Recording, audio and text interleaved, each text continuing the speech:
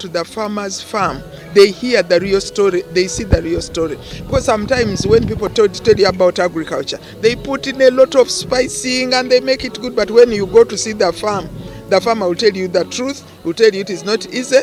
And of course, because of URA, they may not tell you how much they are earning, but money talks, you can see it. So it is really great that these youths are here.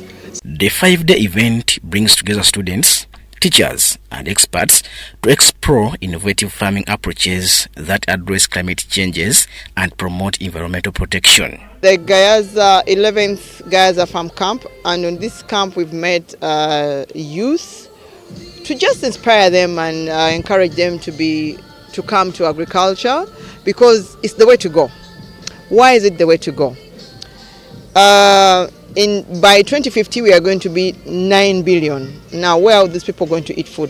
Where are they going to get food from? So we need to actually practice agriculture. But nowadays people think agriculture is dirty. No. It's actually very, very interesting. And me, where actually people think it's dirty, that's where I go, because that's where money is. Yes. Do you know that you could be an agrarian lawyer? A lawyer who majors in agriculture, in agribusiness, because our business is slightly different from the usual commerce, the usual production.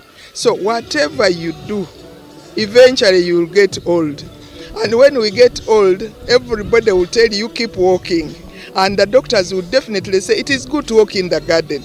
Now, madam, if you do not have your own garden, whose garden are you going to be walking in every day in order for you to remain fit?